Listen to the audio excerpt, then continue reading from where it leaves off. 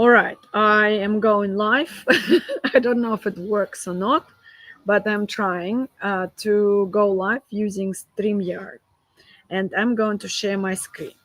So, hello everyone, and welcome. So, I hope you can see me. I'm going to quickly go through words for observations and talk about this in a way that can help any early childhood educator, any early childhood student to start somewhere. Because finding the right words or language for observations is not easy, and you need some help here, right? So, and as myself, I struggled with the words, and I hope that this video today will help you. It's not going to be long because we're just going to go through the list of words, but it will give you the basis, and then you can add to your table. So I will share this table later on my PayHip store and Beacon store, so you will be able to download it. I'm going to type here in this document, and you will be able to see it on the screen. So just if you are joining this live stream, just let me know if you can see it, okay? If you can see the screen. Otherwise, I can enlarge it a little bit like this. And this way you definitely will see it. So I wanted to start with the domains of development. Although social cultural theory suggests that we don't really need to follow developmental milestones for all children, I always use developmental milestones and domains for starting any observations of children I don't know, and now I do it just by default. You don't need to judge children based on their development, but you need to start somewhere. So here is a beautiful social domain. So let's first unpack what domain is. It's ability to socialize, to form friendships, and the sense of belonging. So it includes a lot of things, such as social interactions of this child with adults and with other children. So, for example, here we're going to do, let's say, first word would be one-on-one interactions. And if you are working with babies, this is something that you will observe first. Are they interacting one-on-one with an educator? Yeah, with an educator. And here is your word. Yeah. Now you will add another one-on-one interactions with another child, right? So, and we're still talking about babies. Same will be relevant to all the other children, such as older children, toddlers, and of course preschoolers and school-age children. Now let's look at the next word, which would be adult-child interactions. And we are talking, of course, about social interactions.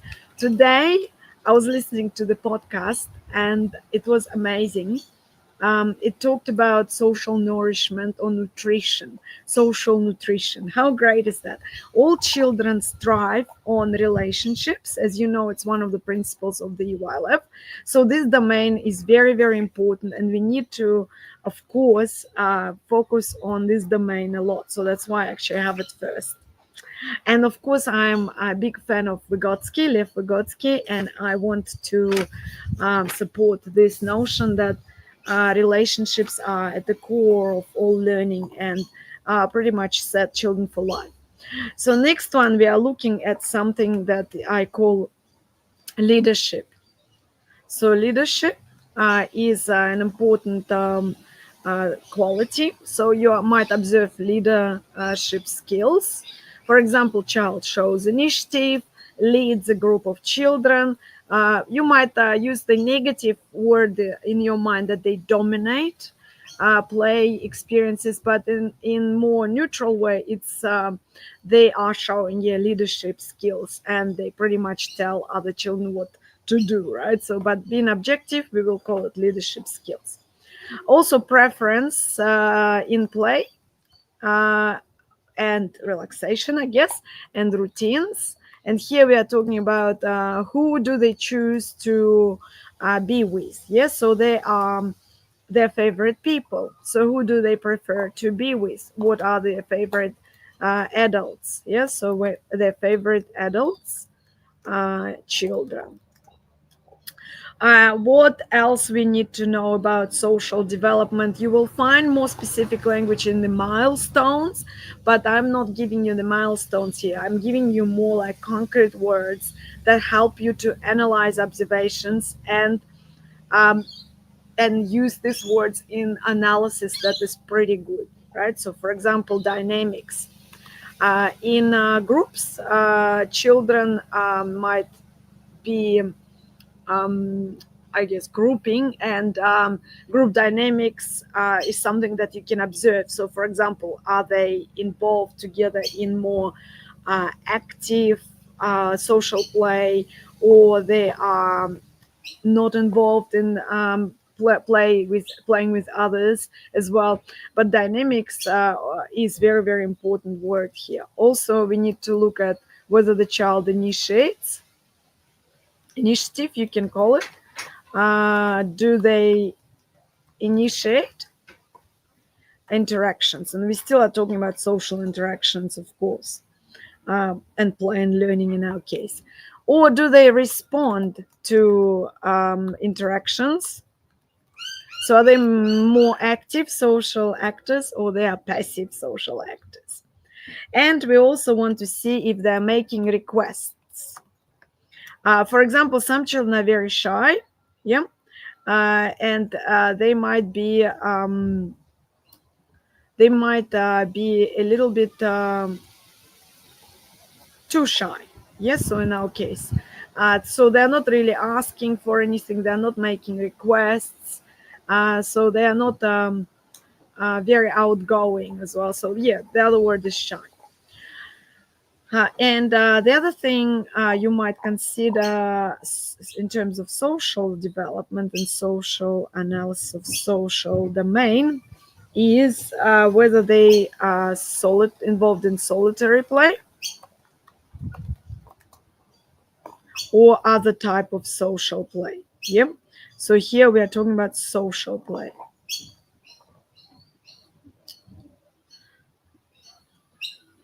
Solitary play. Onlooker. Cooperative play. Associative play.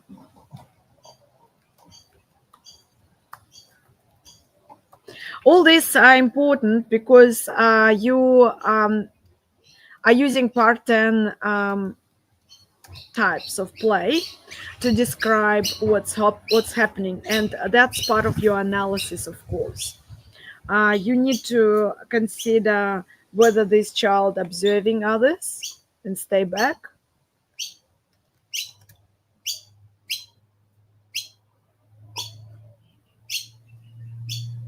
Yeah. And also, are they involved in conflicts? Are they able to resolve any conflicts? Yeah.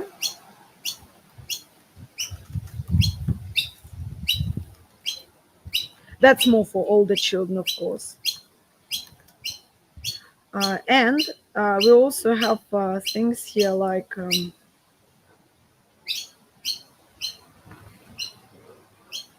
turn taking. So not sharing yet, but turn taking. Attempt, for example, attempt of turn taking. So these are just the first few words in beautiful green domain, which is our social domain. Let's have a look at it again. So this is our social domain. Yeah. So ability to socialize, make friends, and sense of belonging. So very important part of social nutrition. Yes, or social development. Some children are not showing some types of display, and this might indicate neurodiversity. Now let's look at the next one, language and communication. Language is not just ability to speak, it's ability to communicate. And a quick question for you, if you're watching it live or in recording, what learning outcome can you link it to? Is it outcome 1, 2, 3, or 5? And I'm going to add my comment number one here.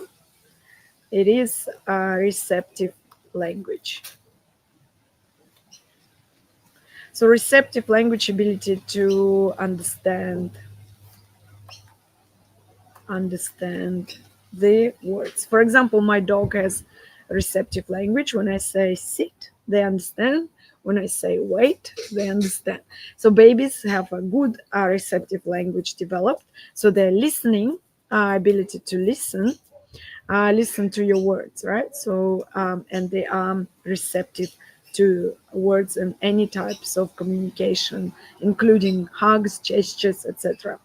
Next stage is expressive. Yeah. So are they able to express or use words? If you look at outcome five, yeah, are they using words, verbal language? Yeah. So you can also see if they're following instructions.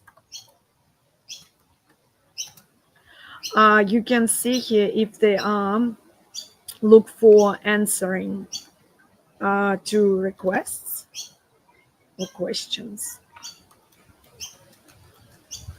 I think important part of this language and communication, of course, would be maintain eye contact. And again, neurodiverse children might not maintain eye contact, but we still need to consider this when we are analyzing child's language development and we analyze observations.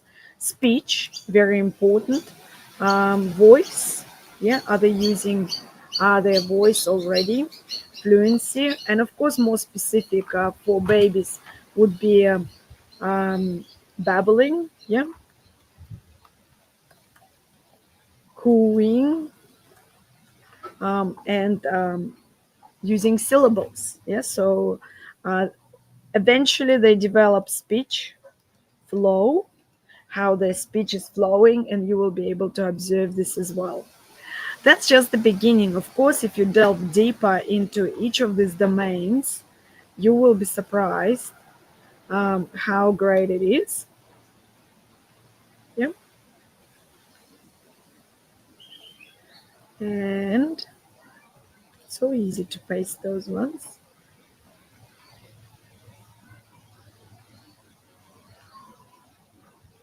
So, for example, gestures. Yes, so we often forget that children receptive language is higher than the expressive language for some time, which is relevant to children who are bilingual or multilingual. So they have this mute stage when they're not speaking for a while, and that's why we need to pay attention to signs and sign language as well. Yeah.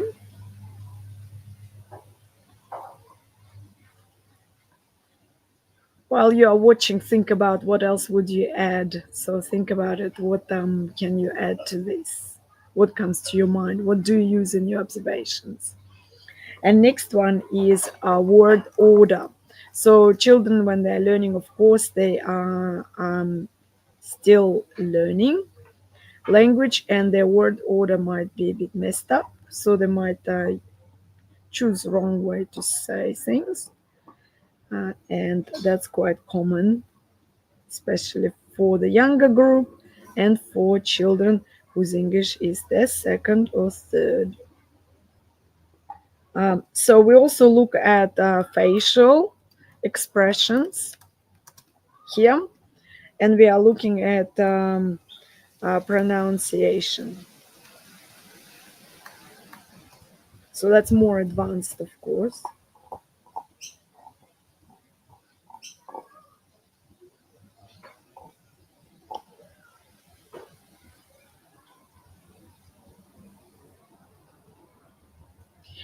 And it's not lost because this could be expanded. I'm just giving you the beginning words, right, to start your analysis. Comments. Do children, let's say, comment when you have shared story time, whether it's sound vocalizations? Yes, so it doesn't matter as long as they comment and participate. And do they ask questions? And then with all the children, you can start recording using the kind of simple checklist. What kind of questions do they ask? There are many types of questions, and if you want to delve into development deeper, I recommend you to read Karen Karen's books. And I used to read Burke, so that was our classical book.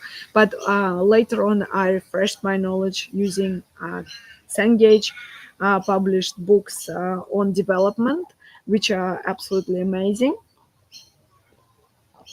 Big Picture, Birth to Big School, and if you want just one book that will cover development, that would be, of course, The Big Picture.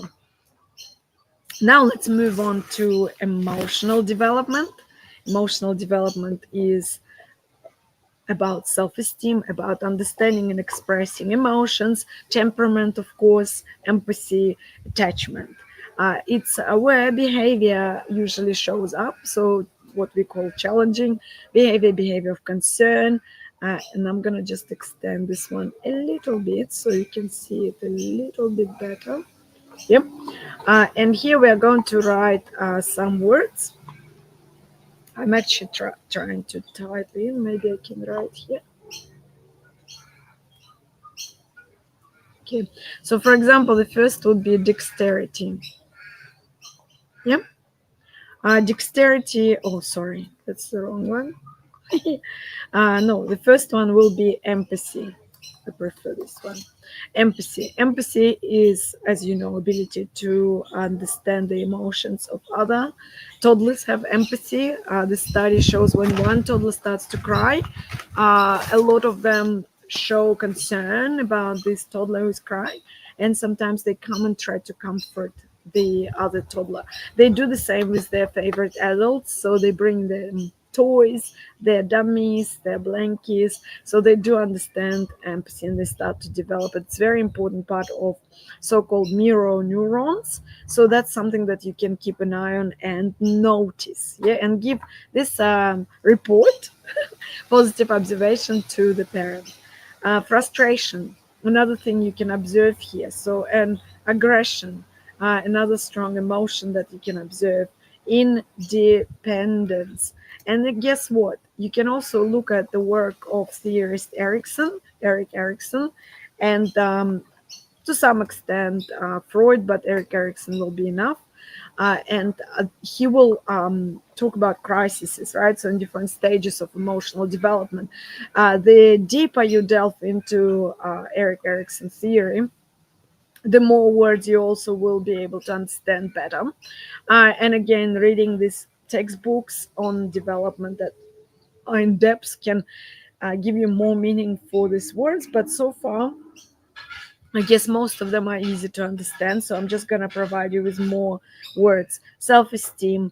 A child might feel good about themselves. They might feel not so good about themselves, and could be neutral.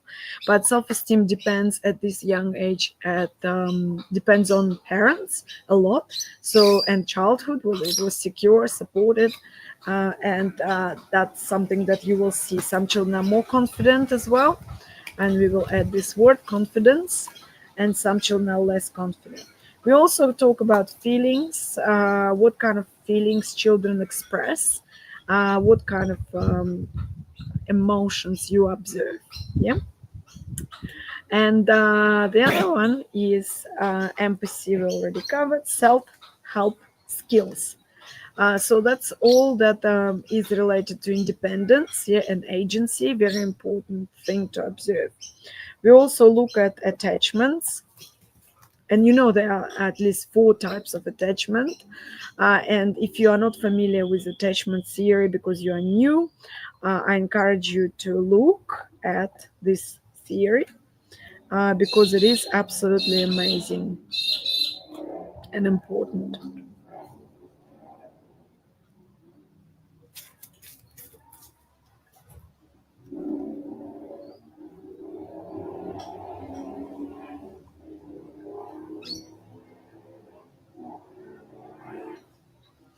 All right, so we have attachments, and we have few more here. How child separates from the parent, which is related to attachment, but you will be observing children during separation, arrivals or departures, and you will be looking for secure attachment signs or secure attachment. Do they separate easily, or crying a lot, or cannot be comforted? Yes, so these are all important parts. You see, it's not that complex, right? So when you think about it, you just need to have a good understanding of what you are analyzing. And then next one is respect for others. If you want to learn more words that are more aligned with EYLF, I encourage you to look at the outcome number 2 and outcome number 1 for emotional development. So both of them are highly relevant. As for communication, we look at outcome 5.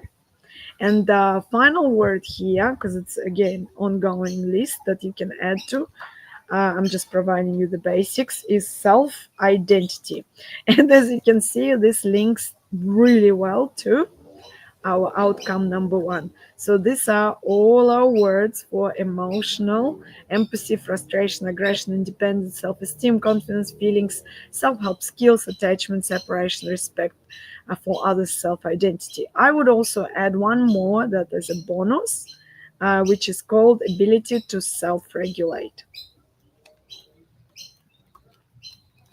And that's something that we develop. First, we co-regulate the child, and then we support their self-regulation. Are you ready to move to the next one? The next one is cognitive development. Okay, so almost there. With cognitive development, we talk about thinking, and we talk about different things. I would say thinking first, of course. Dispositions for learning. So that's straight from EYLF. We have curiosity. We have all this. I'm not going to list them all, but I will list some.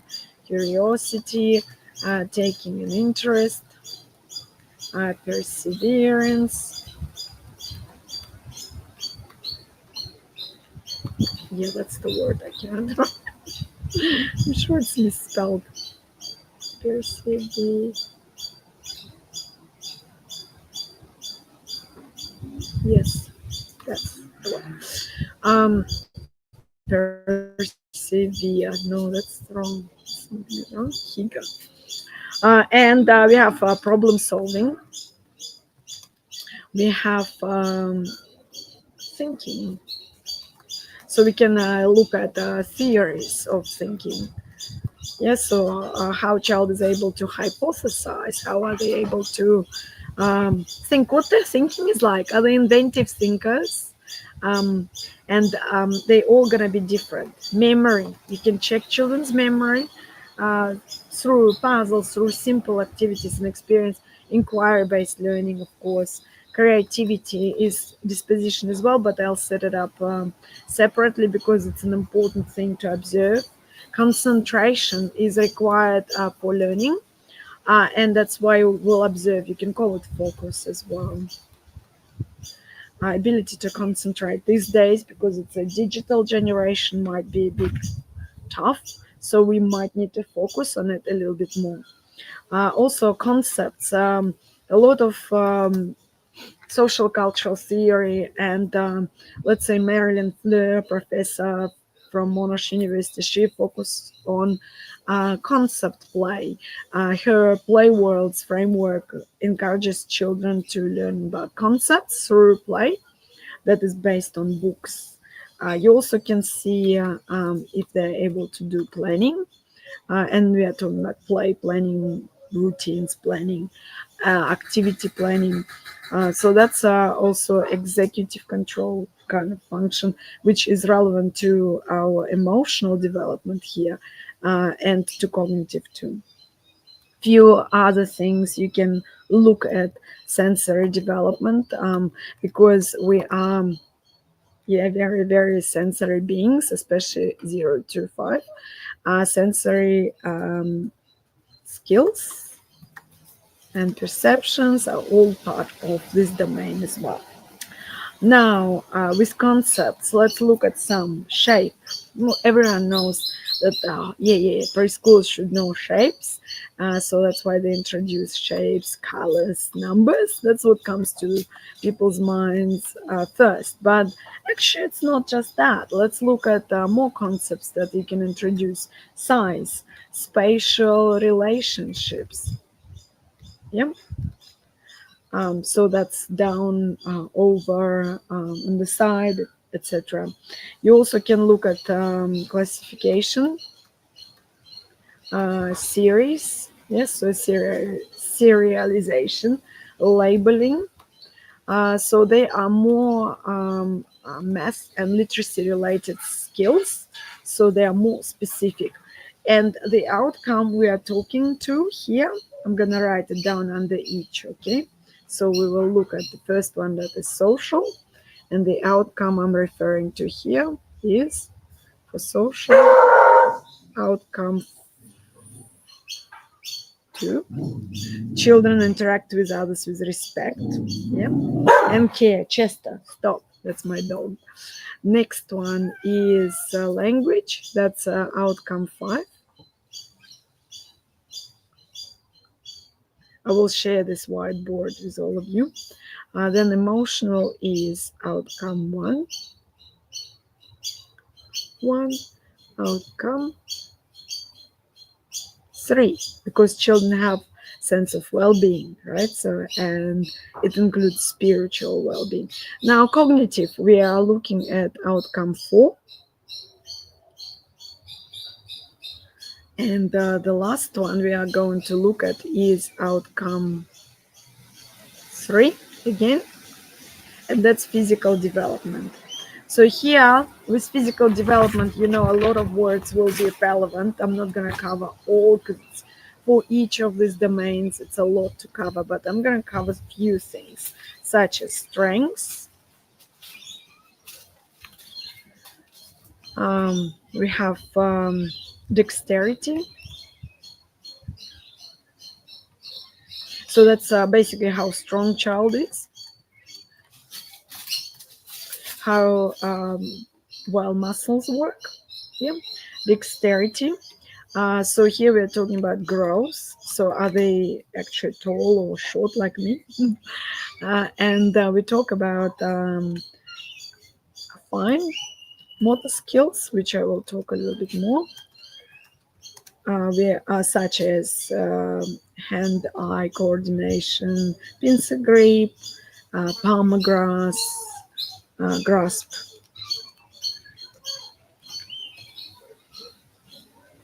Ability to manipulate objects, small muscles, not just in hands and fingers, but the mouth as well. Hand preference. Also tactile. Some children are sensory nowadays, so any sensory processing challenges, yep, or traits. We also look at coordination, balance, and other fundamental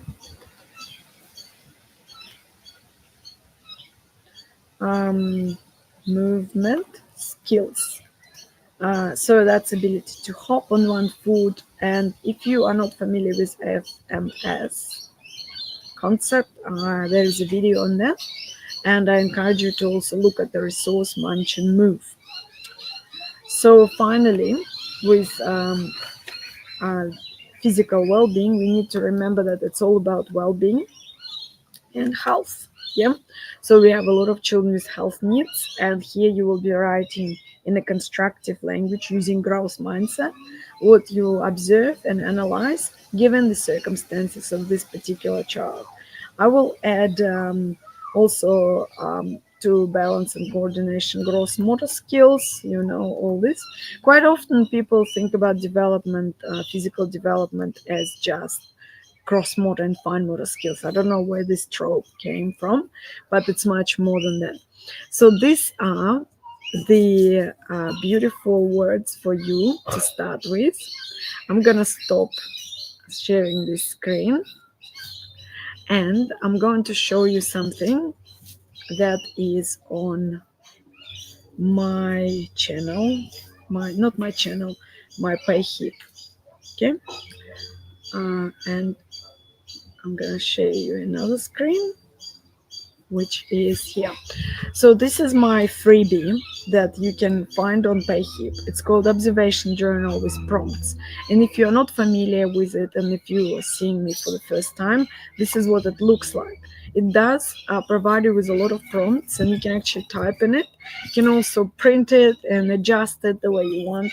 But I created something that I didn't have when I was an early childhood educator, early childhood student, non-English speaking, culturally diverse trainee who was just learning how to describe what I'm seeing and how do I see it and what to say.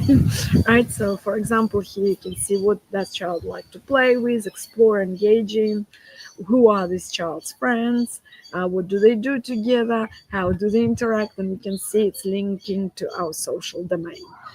Also, you can describe child's temperament, personality. Are they slow to warm child? Are they, I'd say, grounded and easy temperament child? Or they're more difficult and more difficult to settle? Here you might describe child interactions with other children. You can also use prompts. For example, child's favorite activity is. If you don't know where to start, especially during your placement, this is amazing. And I remind you, this is free. So yeah, more free prompts here. So I'm just gonna scroll down. This describes what child is like: generous, helpful, brave, gentle, passionate, compassionate, sensitive, adventurous, rational, outgoing, assertive, lively, etc., etc. Lots and lots of words. Show confidence, ask questions, collaborate. So that's more um, social domain, and a description of what they do during the day. That's more fancy language. I like that too. And they're able to concentrate, showing emerging understanding of something. So you also might start with very simple phrases like "I noticed how the child did all that." And you, as you can see, you can add pages here to create your own words, right? So it's just an invitation to start writing down things that you think are amazing. Once you get more experience, you will be able to see lots more examples. So I'm going to stop sharing. So this is a freebie that is available. I'm just going to show you where.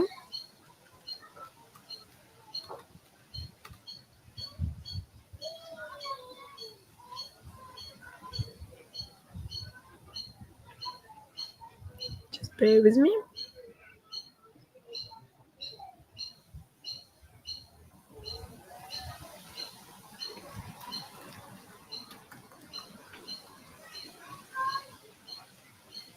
Yeah. All right, so I'm just gonna share it, and also you can get it on ConvertKit, which is another wonderful website. So this one is on my PayHip, yes. So and it's StoryKit PayHip. You can actually refer to a friend and get 25% off anything that is paid, but this one is free. So you just need to add it to cart, then go through the process, and then you will be able to download it. Um, yes, so that's it for today. That was my first stream using the new camera. So it's amazing. I'm just gonna finish it now. And thank you for watching. And whoever is watching in recording, once again, thank you.